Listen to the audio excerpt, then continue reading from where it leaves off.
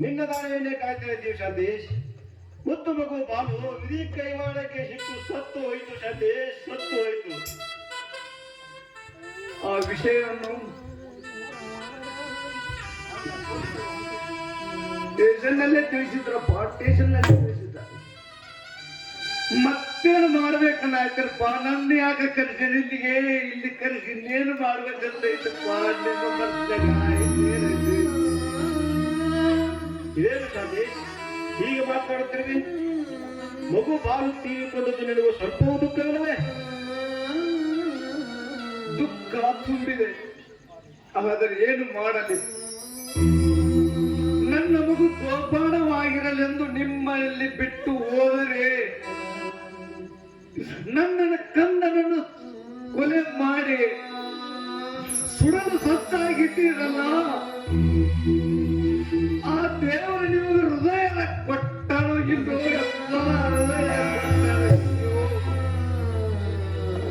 ನನಗೊಂದು ತಿಳಿಯಲಾಗಿದೆ, ತಿಳಿಯಲಾಗಿದೆ. ಇಲ್ಲಲ್ಲ, ನಿನ್ನ ಮಗುವನ್ನು ಕೊಲೆ ಮಾಡಬೇಕು ಅನ್ನುವ ಉದ್ದೇಶ ನಮಗಿದ್ದಿಲ್ಲ. ಸಾಕು ನಿಲ್ಲಿಸಮ್ಮ, ಸಾಕು ನಿಲ್ಲಿಸು. ನನ್ನ ಒಡ ಹುಟ್ಟಿದ ತಂಗಿಯಲ್ಲ, ನನ್ನ ಎತ್ತು ತಾಯಿ ಎಂದು ನನ್ನ ಮಗನನ್ನು ನಿನ್ನ ಉಡಿಯಲ್ಲಿ ಹಾಕಿದ್ದಮ್ಮ, ನಿನ್ನ ಉಡಿಯಲ್ಲಿ ಹಾಕಿದ್ದೆ. ನನ್ನ ಕಣ್ಣನ್ನು ಕೊಂದು ಈಗ ನಿನ್ನ ಆತ್ಮಕ್ಕೆ ಶಾಂತಿ ಸಿಕ್ಕಿದ್ದೇನಮ್ಮ, ಶಾಂತಿ ಸಿಕ್ಕಿದ್ದೇನಮ್ಮ. ದಯವಿಟ್ಟು ಸ್ವಲ್ಪ ಸಮಾಧಾನ ತಂದುಕೊಳ್ಳಿ. ನಿಮ್ಮ ಮಗು ನಿಮ್ಮಿಂದ ದೂರವಾಗುವುದಕ್ಕೆ ಮೂಲ ಕಾರಣ ನಾನು. ನಿಮ್ಮ ತಂಗಿ ವಿದ್ಯಾ, ಅನಂತು ನಿಜವಾಗ್ಲೂ ಅವರಿಬ್ಬರು ನಿರಪರಾಧಿಗಳು. ಹೌದು ಶಾಂತೇಶಪ್ಪ, ಆ ಮಗುವಿಗೆ ಪೇಡೆಯಲ್ಲಿ ವಿಷ ಹಾಕಿ ತಿನ್ಸಿದ್ದು ಈ ಪದ್ಮಾದೇವಿ.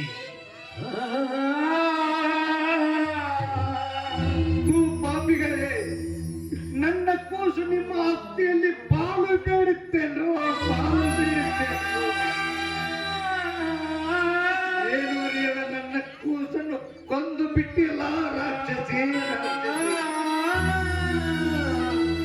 ನನ್ನ ಮೇಲಿದ್ದ ಛಲ ಕೂಸಿನ ಮೇಲೆ ತೀರಿಸಿಕೊಂಡು ಬಿಟ್ಟೆ ಆ ರಾಕ್ಷಸಿ, ತೀರಿಸಿಕೊಂಡು ಬಿಟ್ಟೆಯ.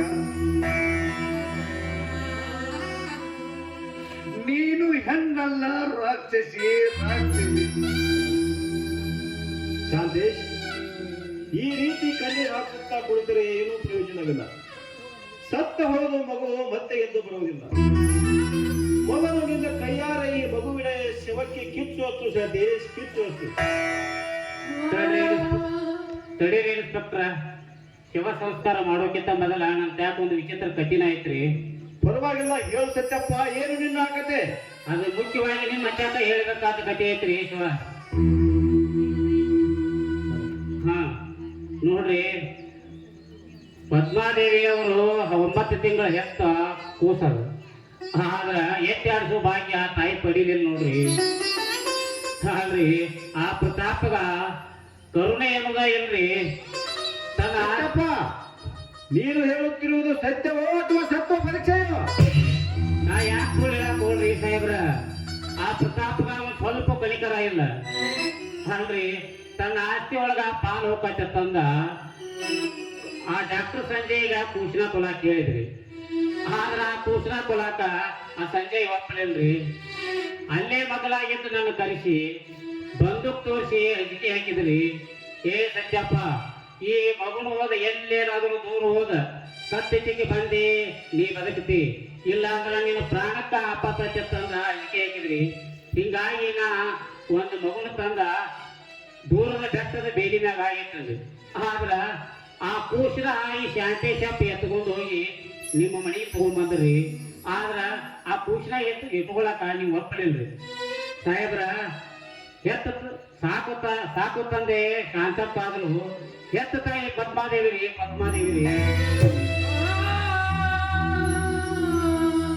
ನೋಡಿ, ಅಂದು ನಾನು ಹೆರಿಗೆ ಕಾಲಕ್ಕೆ ಮುಂಚೆ ಹೋಗಿ ಎಚ್ಚರಾಗಿ ನನ್ನ ಮಗು ಎಲ್ಲಿ ಅಂತ ಕೇಳಿದ್ರೆ ಮಗು ಹುಟ್ಟಿದ ತಕ್ಷಣ ಸತ್ತು ಹೋಯ್ತು ಅಂತ ಯಾಕೆ ಸುಳ್ಳು ಹೇಳಿದ್ರಿ? ಆಗಿನ ಪರಿಸ್ಥಿತಿ ಹಂಗಿತ್ತ ನಾ ಹೇಳಲೇಬೇಕಾಯ್ತು. ಅಂದ್ರೆ ಈ ಮಗು ನನ್ನ ಹೊಟ್ಟೆಯಲ್ಲಿ ಹುಟ್ಟಿದ ಕಂಡನೆ. ಅಯ್ಯೋ, ನನ್ನ ಪಾಪ. ಕೈ ಚಾಚಿತು ಮಗು ಸತ್ತಿತು ತಾಯಿಯ ನನ್ನ ಕೈಯಾರೆ ವಿಷವಾಗಿ ಕೊಂದಿನ ಪಾಪಿ ಹೆಣ್ಣು. ನನ್ನ ತಾಯಿಯನ್ನು ಈ ಭೂಮಿ ಮೇಲೆ ಬದುಕಿರಬಾರದು.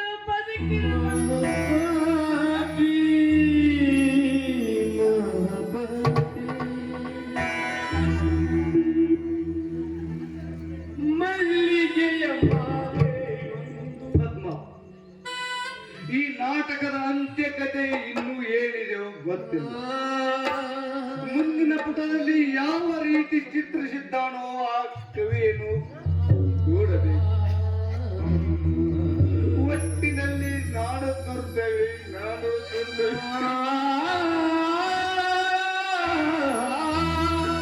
ಮಲ್ಲಿಗೆಯ ಮಾಲೆ ಒಂದು ಕೈ ಚಾಚಿ ಹೋಯಿತೆಂದು, ಮಲ್ಲಿಗೆಯ ಮಾಲೆಯೊಂದು ಕೈ ಚಾಚಿ ಹೋಯಿತೆಂದು, ತಾಯಿಯ ಕೈಗಳಿಂದ ಚೂರಾಗಿ ಹೋಯಿತೆಂದು, ಹಾವಾಗಿ ಕಚ್ಚೆಯು ತಾಯಿ, ಹಾವಾಗಿ ಕಚ್ಚೆಯು ತಾಯಿ, ಅವನಾಟ ಬಲ್ಲವರಾರು, ಏನನ್ನು ಕಾಣಿವು ನಾವು, ವಿಧಿಯಾಟ ಬೇರೆ ನಮ್ಮಾಟ ಬೇರೆ, ವಿಧಿಯಾಟ ಬೇರೆ ನಮ್ಮಾಟ ಬೇರೆ, ಆಟೆ ಪರಾಧಿಕ.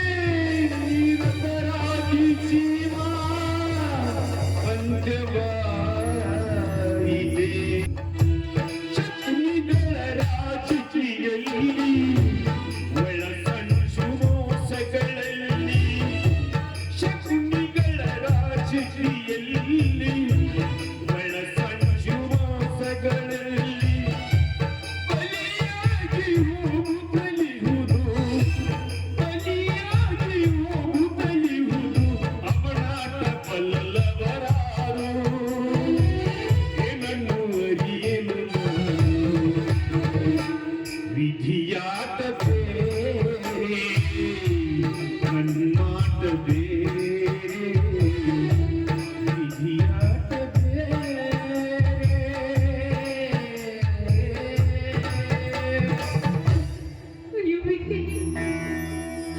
ನನ್ನನ್ನು ಕಡು ತಾಪದಲ್ಲಿ ನೂಕಿ ನಿನ್ನ ಅಪಹಾಸ್ಯವಾಗಿ ನಗುತ್ತಿರುವೆಯ. ನನ್ನ ಕೈಯಾರೆ ನನ್ನ ಮಗುವಿನ ಪ್ರಾಣವನ್ನೇ ಬಲಿ ತೆಗೆದುಕೊಂಡಿರುವ ಕಟುಗೆ ಹೆಣ್ಣು ನಾನು. ನನ್ನಂತ ಪಾಪಿ ಹೆಣ್ಣು ಈ ಭೂಮಿ ಮೇಲೆ ಬದುಕಿರಬಾರದು. ಹೌದು, ಯಾವ ವಿಷ ಕೊಟ್ಟು ನನ್ನ ಮಗನಿಗೆ ನಾನು ಕೊಲೆ ಮಾಡಿದೆನೋ ಆ ವಿಷವನ್ನು ಸ್ವೀಕರಿಸಿ ನಾನು ಕೂಡ ಈ ಭೂಮಿ ಮೇಲಿಂದ ಬಹು ದೂರವಾಗಿ ಸೋಗಿ ಹೋಗಬೇಕು. ನನ್ನಂತ ಪಾಪಿ ಹೆಣ್ಣು ಈ ಭೂಮಿ ಮೇಲೆ ಬದುಕಿರಬಾರದು. ನನ್ನಂತ ಪಾಪಿ ಹೆಣ್ಣು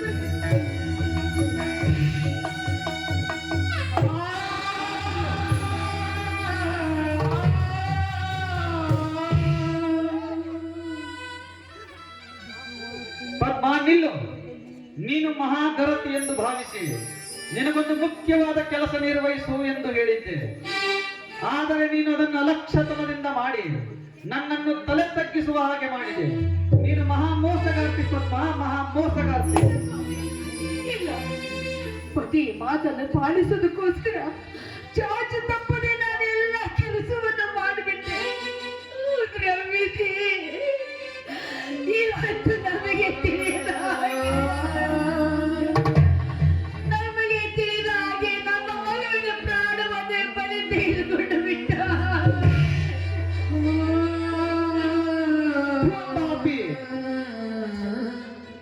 ಪಾಪಿ, ಸತ್ತ ಮಗು ನನ್ನದೆಂದು ಹೇಳಿಕೊಳ್ಳುವುದಕ್ಕೆ ಏನು ಸಾಕ್ಷಿ ಇದೆ? ಆ ಸತ್ಯಪ್ಪನೊಬ್ಬ ಶತಮೂರ್ಖ. ಅವನ ಕಟ್ಟುಕತೆಗೆ ಮಾರು ಹೋಗಿ ನನ್ನ ಮಾತನ್ನು ನಿರಾಕರಿಸಬಹುದೇ ಪದ್ಮ?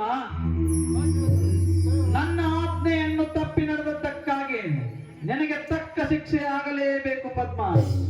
ಇಂದಿನಿಂದ ನೀನು ನನ್ನ ಹೆಂಡತಿಯಲ್ಲ, ನಾನು ನಿನ್ನ ಗಂಡನಲ್ಲ.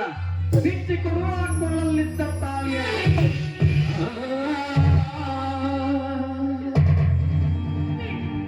ದಯವಿಟ್ಟು ಮಾತ್ರ ಇದರಿಂದ ನನಗೆ ದೂರ ಮಾಡಬೇಡಿ. ನೀವು ಕಾಲಿಗೆ ಬಿದ್ದು ಬೇಡಿಕೊಳ್ತೀನಿ. ಹೆಣ್ಣು ಮುತ್ತೈದೆಯಾಗಿ ಸಾಯ್ಬೇಕು. ಹೆಣ್ಣು ಮುತ್ತೈದೆಯಾಗಿ ಸತ್ತರೆ ಮಾತ್ರ ಸ್ವರ್ಗದಲ್ಲಿ ಆ ಹೆಣ್ಣಿಗೆ ಒಂದು ಸ್ಥಾನ. ದಯವಿಟ್ಟು ದಯವಿಟ್ಟು ಇದನ್ನು ಮಾತ್ರ ನನ್ನಿಂದ ದೂರ ಮಾಡಬೇಡಿ.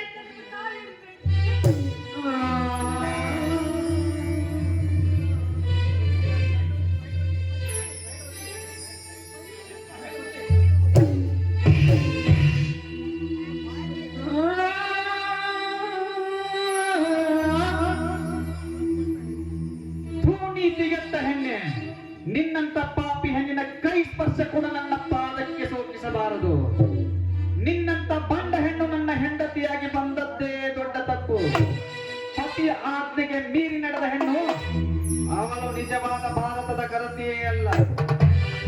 ಇಂದಿನಿಂದ ನನ್ನ ಮನೆಯಲ್ಲಿ ನಿನಗೆ ಕೊಂಚವೂ ಕೂಡ ಸ್ಥಾನವಿಲ್ಲ.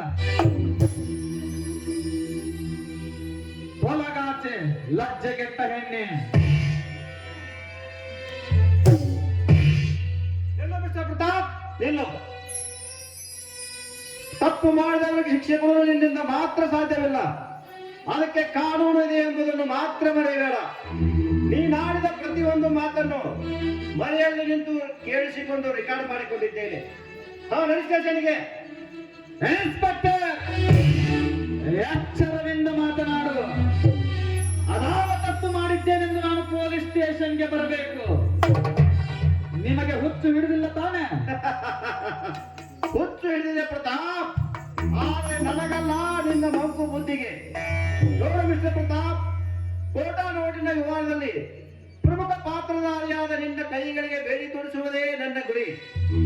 ಮಿಸ್ಟರ್ ಪ್ರತಾಪ್, ನನ್ನ ಮುಂದೆ ನಿನ್ನ ಕಣ್ಣ ಮುಚ್ಚಾಲೆ ಆಟ ಆಡಲು ಬರಬೇಡ. ಏಕೆಂದರೆ ನಿನ್ನ ಕಪಟ ಕೈಗಳಿಗೆ ಬೇಡಿ ತೋರಿಸುವುದು ಮಾತ್ರ ಗ್ಯಾರಂಟಿ. ಈ ಜನ್ಮದಲ್ಲಿ ನಿನ್ನಿಂದ ಸಾಧ್ಯವಿಲ್ಲ. ನಾನು ಅಪರಾಧಿ ಎಂದು ಹೇಳಿಕೊಳ್ಳುವುದಕ್ಕೆ ನಿಮ್ಮ ಹತ್ತಿರ ಏನು ಸಾಕ್ಷ್ಯಾಧಾರಗಳಿವೆ? ಸಾಕ್ಷಿ ಬೇಕಲ್ಲ ನಿನಗೆ?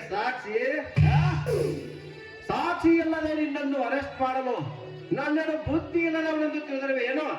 ಸ್ವಲ್ಪ ತಾಳು, ನಿನಗೆ ಬೇಕಾದ ಸಾಕ್ಷಿಯನ್ನೇ ತರಿಸುತ್ತೇನೆ. ಕಾನ್ಸ್ಟೇಬಲ್, ಸತ್ಯಪ್ಪನನ್ನು ಕರೆದುಕೊಂಡು ಬನ್ನಿ. ಬಿಡೋ ಮರ ಎಷ್ಟಿರೋದಾಗ್ತದೆ ಹಂಗದ ಸಾಹೇಬ್ರ ಅದ್ಯಾಕೆ ಬರ್ರಿ, ಸುಮಾರು ಮಾಡ್ರಿ ಬರ್ರಿ. ಸತ್ಯಪ್ಪ, ಹೇಳ್ರಿ. ನಾನು ನಿನ್ ಸೆಕ್ಯೂರಿಟಿ ಕೊಡ್ತೀನಿ, ಒಟ್ಟ ಕಾಳಜಿ ಮಾಡಬೇಡ. ಏನು ಸತ್ಯಪ್ಪ, ನೀನೀಗ ಪೊಲೀಸರ ಪಾರ್ಟಿ ಮಾನ್ಯ ಎಲೆಕ್ಷನ್ ಗೆದಿಸ್ ಕೊಟ್ಟಿದ್ರೆ ಈ ಇಲೆಕ್ಷನ್ಗೆ ಸೋಲಿಸೇ ಬಿಟ್ಟಿರಲ್ಲ. ಏನಾದ್ರು ನಮ್ದು ಪೊಲೀಸ್ ಪಾರ್ಟಿನ ರೀ. ಸತ್ಯಪ್ಪ, ಈ ನಾಲಾಯಕ್ ಪ್ರತಾಪನ ಪೂರ್ತಿ ಇತಿಹಾಸವನ್ನು ನಿನ್ನ ಬಾಯಿಂದಲೇ ಶುರು ಮಾಡು. ಹೇಳ್ತೀನಿ ಕೇಳಲ್ಲ. ಅಲ್ರಿ ಪ್ರತಾಪ ಎಲ್ಲ ಹತ್ರ ತಿಳ್ಕೊಂಡೇನ ತಾಲೂಕಿಗೆ ನಿಕ್ಕಿದ ಮಗನಾದ್ರು. ಅಲ್ರಿ ಪಾಪ ಏನು ಅರಿಯದ ಕೂಸಿನ ಪೇದೆ ಕೊಂದ್ರಿ ಅಷ್ಟ ಯಾಕ್ರಿ ಆ ಶಾಂತಿ ಶಪ್ಪನ ಮನ್ಯಾಗ ಕೋಟಾ ನೋಟಿನ ಬ್ಯಾಗ್ ಇಟ್ಟ ಹ್ಞೂನ್ರಿ ನಿರಪರಾಧಿ ಆದ ಶಾಂತಿ ಶಪ್ಪನ ಅಪರಾಧಿ ಮಾಡಿಬಿಟ್ರಿ. ಅಷ್ಟ ಅಲ್ರಿ ಬರ್ತ್ಡೇ ಪದ್ಮಾದೇವಿ ಬರ್ತ್ಡೇ ದಿವಸ ಮುದ್ದಮ್ಮನ ಕರೆಸಿ ಕೊಲು ಪ್ಲಾನ್ ಮಾಡಿದ್ರಿ. ಇವ್ರು ಪಗಾಡ ಬಾರದವ್ರಿ ಪ್ರತಾಪ್, ಸಾಕ್ಷಿ ಕೇಳಿಯಲ್ಲ, ಸಾಕಾ ಇನ್ನೂ ಬೇಕಾ? ನೋಡು ನೋಡು ಪ್ರತಾಪ್, ಕೋಟ ನೋಡಿನಲ್ಲ ಈ ವಿವಾದದಲ್ಲಿ ನೀನೇ ಪ್ರಮುಖ ಪಾತ್ರಧಾರಿ ಎಂದು ಸತ್ಯಪ್ಪನಿಂದ ನನಗೆ ತಿಳಿದ ತೀರಾಕ್ಷಣವೇ ನಾನು ಶಾಂತೇಶ್ನನ್ನು ಬಿಡುಗಡೆ ಮಾಡಿದ್ದೇನೆ. ಇನ್ನು ಬಂಧಿಸಬೇಕಾದದ್ದು ನಿನ್ನನ್ನೇ. Your rascal, constable, arrest him. Satyappa, ಕೊನೆಗೂ ನನಗೆ ಮೋಸ ಮಾಡಿಬಿಟ್ಟಿಯಲ್ಲ. ನಿನ್ನಂತ ಚಾಂಡಾಲನನ್ನು ನಂಬಿ ನಾ ಕೆಟ್ಟೆ ಸತ್ಯಪ್ಪ, ನಾ ಕೆಟ್ಟೆ. ಮಿಸ್ ಪದ್ಮಾದೇವಿ ಅವರೇ, ಏನೂ ಅರಿಯದ ಮುದ್ದು ಮಗುವಿಗೆ ವಿಷ ಹಾಕಿ ಆತನ ಪ್ರಾಣವನ್ನೇ ತೆಗೆದುಕೊಂಡದ್ದಕ್ಕಾಗಿ ನಿಮ್ಮನ್ನು ಪ್ರಮುಖ ಆರೋಪಿ ಎಂದು ಪರಿಗಣಿಸಿ ನಿಮ್ಮನ್ನು ಕೂಡ ಅರೆಸ್ಟ್ ಮಾಡಬೇಕಾಗುತ್ತದೆ. Constable, arrest him. ನಿಲ್ಲಿ ನಿಲ್ಲಿ ಇನ್ಸ್ಪೆಕ್ಟರ್, ನಿಲ್ಲಿ. ಅವಳನ್ನು ಅರೆಸ್ಟ್ ಮಾಡಬೇಡಿ. ಅವರು ತಪ್ಪು ಇಬ್ಬರದೂ ಇದೆ, ಆದರೆ ಅವರನ್ನು ಬಿಟ್ಟು ಬಿಡಿ. ನನ್ನ ಕೈಗಳಿಗೆ ಬೇಡಿ ತೋರಿಸಿ ಪುಣ್ಯ ಕಟ್ಟಿಕೊಳ್ಳಿ.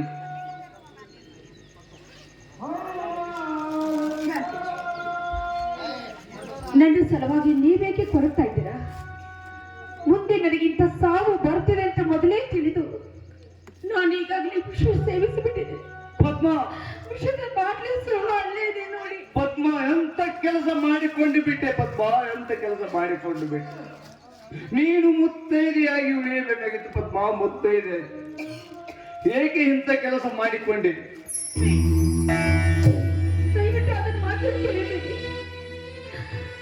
ನಾನು ಸಾಯಬೇಕು ಅಂತ ಮಾಡಿದ್ದೆ, ಆದ್ರೆ ಆ ದೇವರು ನನಗೆ ಪುಣ್ಯದ ಸಾವನ್ನೇ ಕೊಟ್ಟುಬಿಟ್ಟಿದ್ದಾರೆ.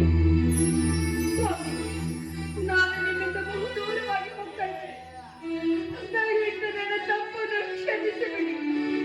ಶಾಂತೇಶ್, ನಾನು ನಿಮಗೆ ತುಂಬಾ ಮೋಸ ಮಾಡಿಬಿಟ್ಟೆ. ಮುಂದಿನ ಜನ್ಮದಲ್ಲಾದರೂ ಬಂದು ನಿಮ್ಮ ಋಣವನ್ನು ಮುಟ್ಟಿಸುತ್ತೇನೆ. ಪದ್ಮ, ದಯವಿಟ್ಟು ನನ್ನನ್ನು ಕ್ಷಮಿಸಿ. ಪದ್ಮ, ಪದ್ಮ,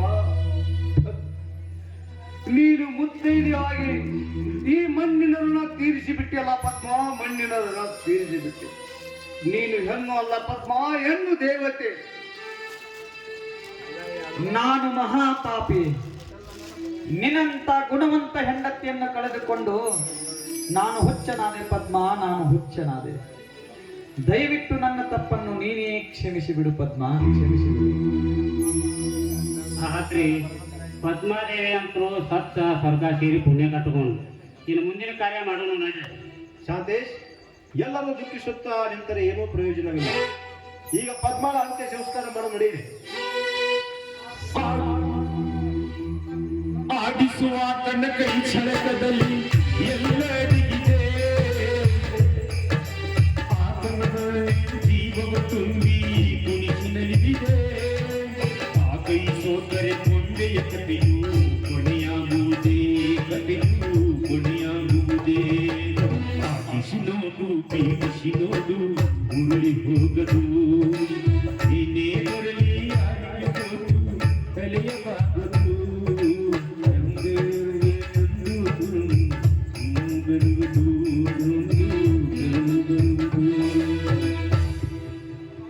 ಸರ್, ನಿಮಗೆ ಕೈ ಮುಗಿದು ಕೇಳಿಕೊಳ್ಳುತ್ತೇನೆ. ನನ್ನ ಹೆಂಡತಿಯ ಶವಕ್ಕೆ ಕಿಚ್ಚು ಹಚ್ಚುವುದಕ್ಕಾದರೂ ನನಗೆ ಅವಕಾಶ ಮಾಡಿಕೊಡಿ. ಆ ಕೊನೆಗೆ ಅವಳ ಶವಕ್ಕೆ ಕಿಚ್ಚು ಹಚ್ಚಿ ಆದರೂ ಅವಳ ಆತ್ಮಕ್ಕೆ ಶಾಂತಿ ನೀಡುತ್ತೇನೆ. ಪ್ರತಾಪ್, ನಿನ್ನಿಷ್ಟದಂತೆ ಆಗಲಿ. ಆದರೆ ಜೈಲಿನಿಂದ ಶಿಕ್ಷೆ ಅನುಭವಿಸಿ ಬಂದ ಮೇಲಾದರೂ ನೀನು ಮನುಷ್ಯನಾಗಿ ಬದುಕುವುದನ್ನು ಕಲಿ. ಶಾಂತೇಶ್, ಈಗ ಪದ್ಮಳ ಅಂತ್ಯ ಸಂಸ್ಕಾರದ ಮುಂದಿನ ಏರ್ಪಾಡು ಮಾಡಿ ನಡೆಯಿರಿ. ಶಾಂತೇಶಪ್ಪ, ಈಗಾದರೂ ಕೊಡಿ ಕಾಲಕ್ಕ ಪದ್ಮಾದೇವಿ ಅಂತ್ಯ ಸಂಸ್ಕಾರಕ್ಕೆ ಭಾಗಿಯಾಗಿ ಪುಣ್ಯ ಕಟ್ಕೊಳಪ್ಪ. ಶಾಂತೇಶಪ್ಪ, ನೀನು ಒಳ್ಳೆಯ ಗುಣಕ್ಕೆ ಮೆಚ್ಚಬೇಕಪ್ಪ, ಮೆಚ್ಚಬೇಕು. ನಿಜವಾಗ್ಲೂ ನೀ ಧರ್ಮರಾಜನಪ್ಪ, ಧರ್ಮರಾಜ. ಶಾಂತೇಶ್, ನಿಜವಾಗಿಯೂ ನೀನು ದೇವಮಾನವ. ನಾನು ನಿನಗೆ ಕೊಡಬಾರದ ಕಷ್ಟಗಳನ್ನು ಕೊಟ್ಟೆ. ಅಷ್ಟೇ ಅಲ್ಲದೆ ನನ್ನ ಹೆತ್ತ ಮಗನಿಗೆ ನೀನು ಸಾಕು ತಂದೆಯಾಗಿ ಅವನನ್ನು ಬೆಳೆಸಿದ್ದೆ. ನಾನು ಅವನನ್ನು ಕಚ್ಚಿಕೊಂದ ವಿಷಸರ್ಪವಾಗಿ ಮಹಾಪಾಪಿಯಾದೆ ಶಾಂತೇಶ್, ಮಹಾಪಾಪಿಯಾದೆ. ಶಾಂತೇಶ್, ನಾನು ಕೂಡ ಅಂದು ನನ್ನ ಮನೆಯಲ್ಲಿ ನಿನ್ನ ಬಗ್ಗೆ ಏನೂ ತಿಳಿಯದೆ ನಿನ್ನನ್ನು ಹೊರಗೆ ಹಾಕಿಬಿಟ್ಟೆ. ನನ್ನನ್ನು ಕೂಡ ಕ್ಷಮಿಸಿಬಿಡು ಶಾಂತೇಶ್, ಕ್ಷಮಿಸಿಬಿಡು. ಶಾಂತೇಶಪ್ಪ, ಹಲವಾರು ಎಲ್ಲರೂ ತಪ್ಪು ಮಾಡಿದ್ದಾರೆ. ಎಲ್ಲರನ್ನು ಕ್ಷಮಿಸಿ ಪುಣ್ಯ ಕಟ್ಟಿಕೊಳ್ಪ, ಪುಣ್ಯ ಕಟ್ಟಿಕೊಳ್ಳು. ಇನ್ನೆಲ್ಲಿ ಶಾಂತಿ? ನನ್ನ ಜೀವನದಲ್ಲಿ ನಿತ್ಯ ನಿತ್ಯ ಮುಳ್ಳನ್ನು ಚುಚ್ಚಿ ಶಾಂತಳಾಗಿ ಬಿಟ್ಟಳು ಪತ್ನಿ.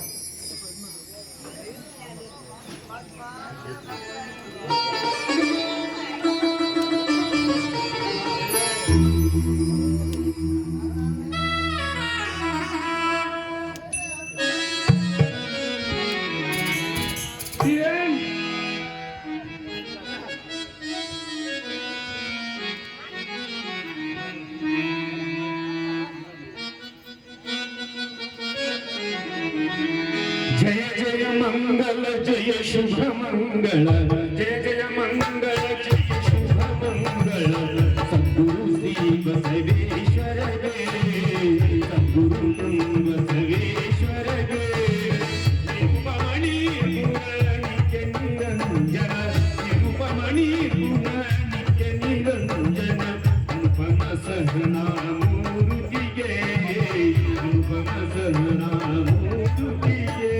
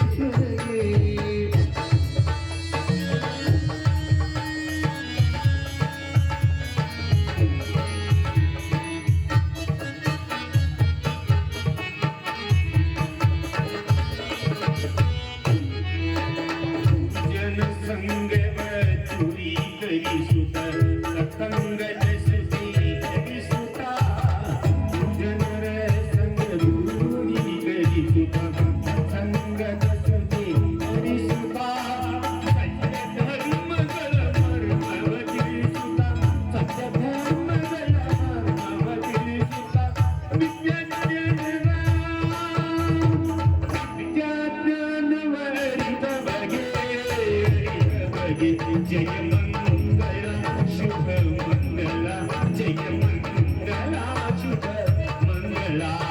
जय जय मंगल जय शुभ मंगल, जय जय मंगल जय शुभ मंगल.